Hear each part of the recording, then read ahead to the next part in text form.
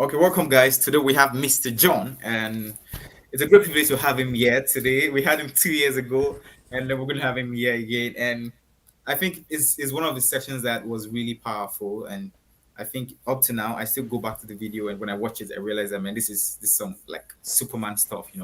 And so great privilege to have Mr. John here again, and we'll be speaking on the heart of civility and de-escalation.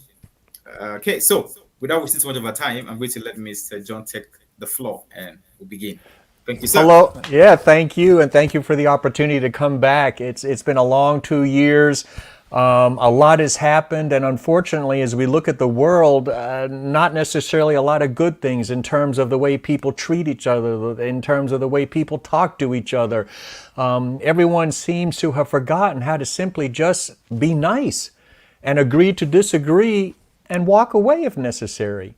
And one of the things that I've noticed is some situations have inadvertently escalated to maybe physical violence because people allow themselves to get overly offended or frustrated or impatient. And just recently, about 2 weeks ago, two boys were fishing at a pond. Maybe it was private property. I don't know if there were signs, but what happened was it was private. The area was private property, and this man who was the president of the neighborhood association came out to talk to the boys. But he did so in such an aggressive, heavy-handed manner. He's yelling and he's screaming and he's using foul language on these boys who are just fishing. And the man got himself so worked up that he ran up and grabbed one of the boys' fishing rods and broke it. And the whole situation was just so unnecessary. So, okay, maybe the boys are on private property. And maybe they didn't notice the signs that say it's private property. They're children. Maybe they don't care. And their children are going to do what children do. So I advocate slowing down, taking a moment to assess the situation. What do you have? Using this situation as an example, what do you have here? We have two boys fishing. And if you look at the video, it's a beautiful day to be outdoors. Are they breaking anything? Are they doing harm to anyone, anything, livestock, anything? Nothing. They're just there fishing. So maybe go up and just greet them. Because this man had allowed himself to become so offended, maybe frustrated, because maybe it's a possibility that he's talked to these children before. I don't know. We don't know that. But even if he had, again, take a moment, go up there, assuming that he's talked to them before. Hey guys, how you doing? Hey, come on. I've told you guys before, this is private property. You can't be here. Or if he has not met them before, go up there and greet them. Hey guys, how you guys doing? How's the fishing? Okay, hey, are you guys aware that you're on private property? And then just take the conversation from there.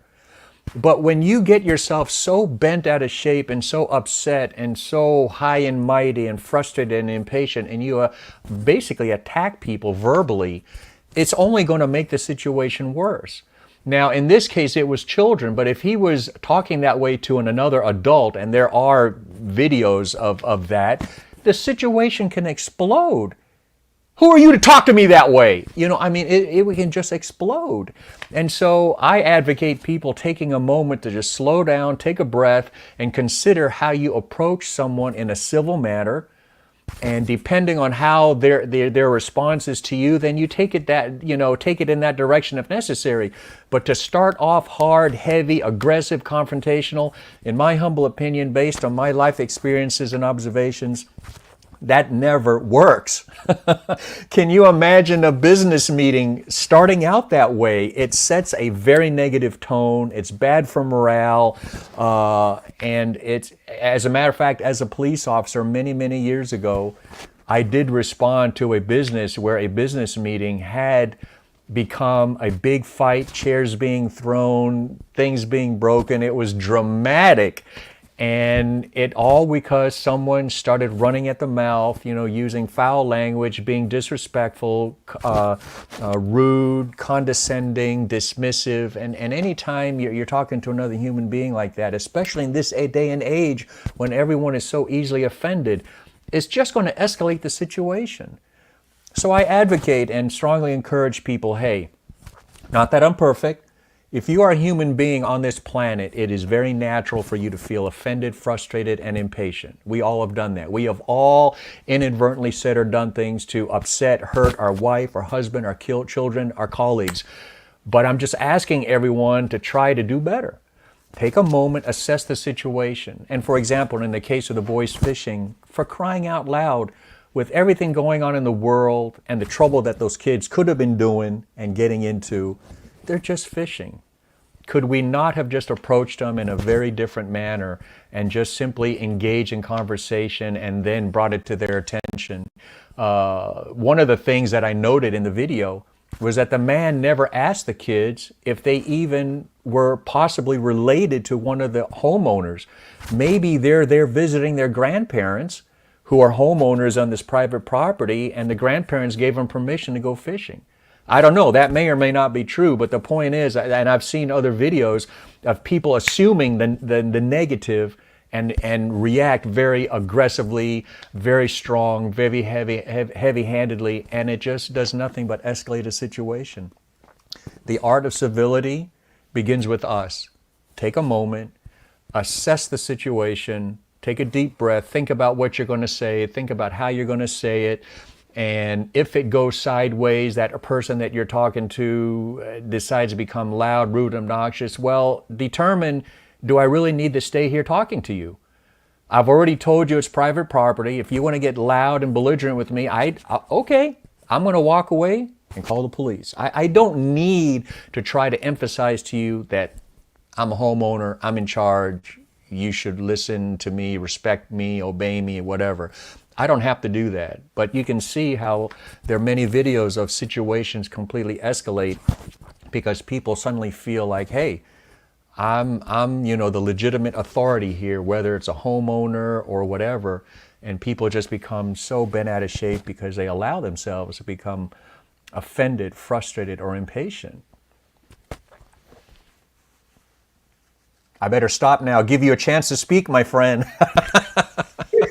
Okay. So I think I have some questions, and I think this topic is really very important, and it's so important that some people think it's not important. Yeah. So the question is, sometimes individuals feel like when they're trying to manage a situation and they're not reacting like the way the other antagonist is reacting, that means it looks like they're pretending.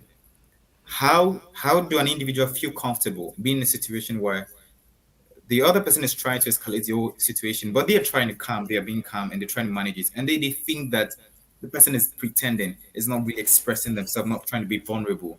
How does an individual make themselves feel comfortable in situations like that? My other rule of thumb that I tell people, and if I understood your question correctly, if you were trying to talk to me or I was trying to talk to you and you were having a bad day, you began to react negatively, in my opinion, there is no law, rule, regulation, or policy that says that I have to stay in contact with you. There's nothing, depending on the situation, but just generally, that's where I ask people, take a moment, do I have to stay in contact with you? Because the longer I stay in contact with you or anyone stays in contact with someone who's loud, rude, and obnoxious, the longer you stay in that situation, the higher the probability at some point you may become frustrated, impatient, or offended. And that's going to get your emotions stirring and then you get upset. So unless you absolutely have to stay in contact with this person, walk away. And this is where my point earlier, agree to disagree and just walk away. It's one of those situations like a security guard coming up to talk to someone, hey, you shouldn't be on the property, you shouldn't be urinating on the tree. And that person becomes loud, rude, obnoxious, defensive. As a security guard, you feel an obligation you're the authority. The business is expecting you to maintain peace and orderly and not let people come around on the property to urinate. But you have to be careful that you don't escalate the situation where you go and beat up on this person who is just simply urinating on a tree. because now you've turned it into a physical assault when that person was doing nothing other than laughing at you or disobeying you. People in positions of authority may find themselves becoming frustrated, impatient, and offended easier because they feel insulted, they feel disrespected, they feel ignored because of their authority. But to go back to your question, you just have to really assess the situation. And it can be tricky because the moment your emotions start kicking in, you can find yourself making a snap remark or comment that could absolutely escalate the situation. So it's just a matter of taking a moment, listening to what this other person is saying, and asking yourself, do I even need to talk to you anymore? Walk away. Just walk away. And Wow. I know it's not always easy. I know that, but that's really what you have to do. Wow, wow. Thank you so much for that. So no, I think this other question is very important, and that's a question of being kind. I feel like it's like gold right now for people to really want to be kind, you know. And I think a lot of people are going through a lot right now, even globally, not even only in the US, not even only in Africa. And the question is why? Because I believe some people who are going to watching this, some people do not think it's worth it being kind. Some people do not think it's very important to be kind. It's not important to respect people in a certain way. In your own experience, what would you say about that? Why is it important for us to be kind as individuals, especially when we find ourselves in tough situations?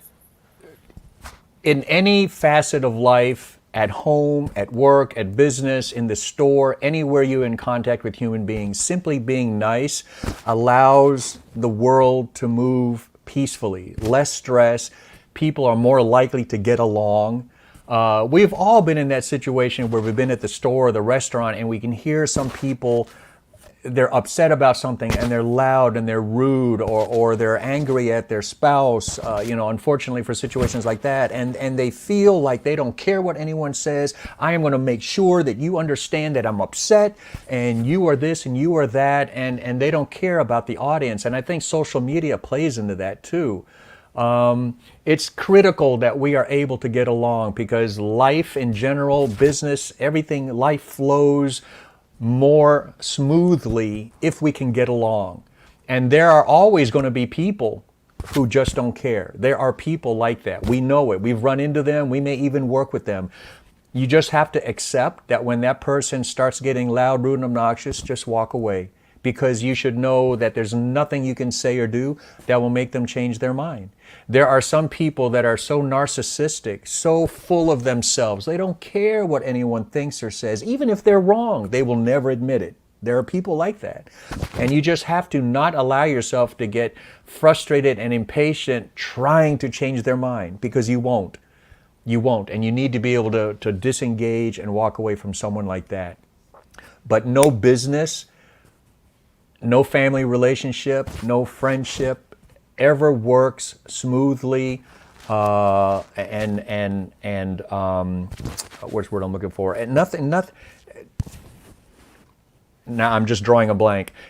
Just to answer your question, why it's so important just to be nice and being civil with each other. Because whenever there's stress and drama and loud voices, you can have people go decades with anger on their neighbor or their cousin over something that was so small, so stupid 30, 40 years ago, because they're just unable to hey, I'm sorry, maybe it was my fault, or let's just get past this. There are people out there like that, but it would help if people at least try to be nice. I mean, in any business, business cannot flow, relationships cannot grow if people aren't simply trying to be nice to each other. Wow, thank you so much, Mr. John. Okay, so there's something else, and I think I experienced this recently. So I found myself in a situation where I had to present someone who wasn't able to present themselves. And in the course of representing that individual, there was some backfires, some consequences, and which was the fact that some group of people had to come against me, or started insulting me and all that. And I was really angry. I was really, really angry.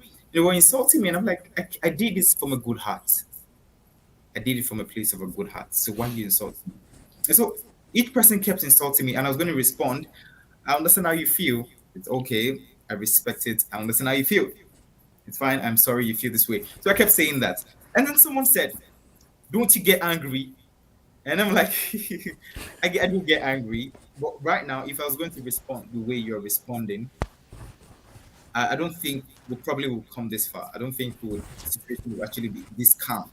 So now the question I want to ask is, some people find it hard to really manage their ego where it's been bruised.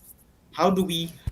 For me, I was really angry, but then I had to try to like manage it. So the question is, how do individuals feel or manage their ego when it's being bruised, or when they're being bruised for reasons that they cannot control, things they can't control? How do they feel comfortable in it? And should they also feel comfortable with that? And if they should feel comfortable, how can they actually manage themselves? That is a lifelong challenge, right up to the day they carry us out feet first. Uh, because we will have good days and bad days.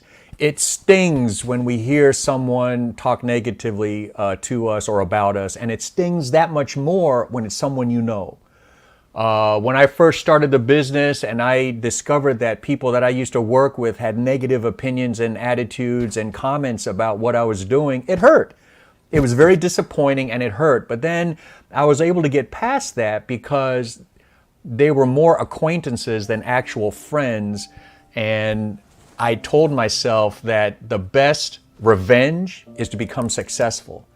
And so I was able to overlook it. But that doesn't mean, like today, if next week I find out that someone leaves a negative comment about my comments today with my conversation with you, it will sting. But I also recognize I can't save everyone. We cannot rescue everyone. We cannot save everyone. We do the best we can, and that the people, I strongly believe that the people who need to hear our message will hear it. They will embrace it, and they will come back for more from you and more from me. And the other people, I wish them well. But I do not have to alter my life to try to make them happy. And so, for people who may recognize, and I know that there are some people out there who may recognize that they have a tendency to get uptight, to be hurt, to be offended, or they recognize that they have a strong ego. Being aware of that is half the battle. Maybe you've heard that saying before, being aware is half the battle. Now, what are you going to do about it? So that's why I said it's going to be a lifelong challenge. You will always have to be aware of where you are emotionally, psychologically in the moment so that you don't inadvertently say or do something that could escalate a situation. Recognize that, okay, my feelings are hurt. Why? Do I need to be that hurt by this person's thoughts, comments, or whatever? No. It doesn't mean their feeling goes away just like that, but at least you're able to rationalize, you know what, I don't need to let it bother me. By tomorrow, I'll be okay. I'll give you an example, personal example. Many years ago, I had an opportunity to apply for a grant, a financial grant to bring de-escalation training into the mental health field. And the person that I had approached about with this opportunity, who was helping me at the time to apply for financial grants and stuff like that, told me that I would not qualify, that I should not worry about bringing de-escalation training to the mental health facility. I should worry more about churches, police, military, and stuff like that. And I, in that moment, was hurt and angry that person did not appreciate the value of de-escalation training in the mental health field. And I totally ignored that person and stopped working with them. A few years later, as a matter of fact, earlier this year in March, my team and I spent a week in Florida working with mental health facilities and stuff like that. And so for people out there who may have a dream or a desire, there will be people in your life who mean well, but they don't have your vision, they don't have your drive, and they're going to believe that, well, I want to save you heartbreak by just telling you the truth. Hey, Miracle, this is not for you. Ignore them and stay the course, and just, like I said, as a human being, you are going to feel hurt, you're going to feel bruised, but if your heart is in the right place, and your focus is in the right place, you're going to do fine and just become the success that they did not think you could be. Wow, wow, wow. Thank you so much, Mr. John. Okay, so we have some few questions before we let you go, and then this is very important because I think that we have some religious people, and Yes. their values, their beliefs, you know, stems from the fact that their sacred book for the Muslim, we're present to do this, and to the Christian, the Bible also be present to do this. And we know we're in a world where you don't need the permission of someone to offend you. You don't need the permission of someone to get angry. They could just get you angry. So the question is, how do we respond to anger, especially as people who are religious, in the context of having to, maintain peace, like being a peacemaker? Do we, especially probably, do we fight back if it requires us to fight back? Do we talk, or do we walk out if it requires us to walk out? That goes back again to, especially for people, because I see it across, especially in the United States. I teach church, I teach with Christian churches, and and several other denominations. The bottom line kind of goes back to: are you simply a nice person? Can you agree to disagree, and can you walk away? Are you, in a moment of stress and confrontation, a good representation of not only yourself but of your religion? Are you a good representation of what your parents wanted you to be? And so it kind of, again, goes back to you being able to recognize, do I even need to stay in a conversation with you if I'm getting this worked up, or in the moment, this is not a good time for me to try to talk to you because I'm so upset with your belief, your attitude, the way you're articulating yourself. Maybe I can come back and talk to you tomorrow, but right now I need to just get away from you because I'm getting really upset. You need to have the self-discipline to recognize, okay, I need to just stop. You need to have the situational awareness to recognize someone or something is upsetting you. And that's actually, I've actually shared that very comment with some of my church staff. Are you a good representation? In our Bible, in the Holy Bible, it says that you're supposed to renew your mind. You're supposed to renew yourself. So are you trying to do that? Or are you, especially when I talk to my Christian brothers and sisters, or are you just one of these hypocrites because you say one thing but do something else? Because trust me, I tell you, people are watching you. They watch what you put on social media. They watch how you treat the waiter, the waitress. They watch how you talk. They watch how you carry yourself.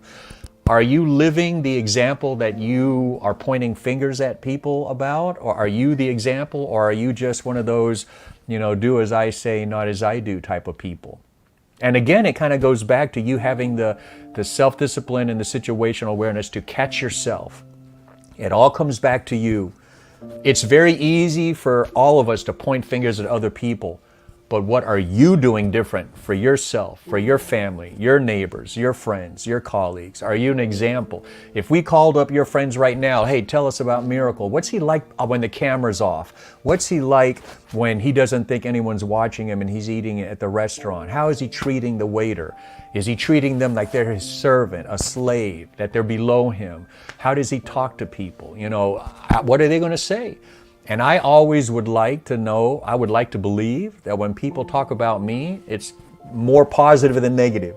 You'll always find someone with something negative to say, but I try to be more positive than negative. So it comes down to us inside. Are you trying to be a nice person?